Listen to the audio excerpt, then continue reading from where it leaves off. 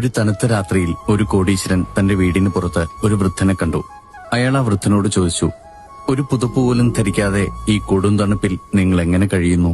വൃദ്ധൻ പറഞ്ഞു, എനിക്ക് പുതപ്പില്ല, വല്ലാതെ തണുക്കുന്നുണ്ട്. ഇത് കേട്ട് കോടീശ്വരൻ പറഞ്ഞു, എന്നെ കാത്തിരിക്കുക, ഞാൻ ഇപ്പോൾ തന്നെ എന്റെ വീട്ടിൽ പോയി നിങ്ങൾക്കൊരു പുതപ്പെടുത്തിട്ട് വരാം. ആ വൃദ്ധന് സന്തോഷമായി. അദ്ദേഹം കാത്തിരിക്കുമെന്ന് പറഞ്ഞു. ശതകോടീശ്വരൻ തന്റെ വീട്ടിലേക്ക് പോയി. പക്ഷേ അവിടെ അദ്ദേഹം തിരക്കിലായി. ആ പാവം വൃദ്ധനെ മറന്നു. ആ രാത്രി കഴിഞ്ഞു. രാവിലെ അയാൾ ആ വൃദ്ധനെ ഞെട്ടലോടെ ഓർത്തു. പെട്ടെന്നൊരു പുതപ്പുമെടുത്ത് ആ വൃദ്ധനെ കാണാൻ പുറത്തേക്കോടി. പക്ഷേ തണുപ്പ് കാരണം അയാൾ മരവിച്ചു മരിച്ചിരുന്നു.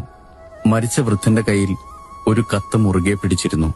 അതിലെ വരികൾ ഇങ്ങനെയായിരുന്നു: തണുപ്പിനെ പ്രതിരോധിക്കുന്ന വസ്ത്രങ്ങളില്ലാത്തപ്പോൾ എനിക്ക് തണുപ്പിനെതിരെ പോരാടേണ്ടി വന്നു. മാനസിക ശക്തി ഉണ്ടായിരുന്നപ്പോൾ അത് സാധിച്ചു. പക്ഷേ എന്നെ സഹായിക്കാമെന്ന് നിങ്ങൾ വാഗ്ദാനം ചെയ്തപ്പോൾ ഞാൻ നിങ്ങളുടെ വാഗ്ദാനത്തിൽ വിശ്വസിച്ചു. അത് എന്റെ മാനസിക ശക്തിയെ നശിപ്പിച്ചു. നിങ്ങൾക്ക് വാക്കുപാലിക്കാൻ കഴിയുന്നില്ലെങ്കിൽ ഒന്നും വാഗ്ദാനം ചെയ്യരുത്.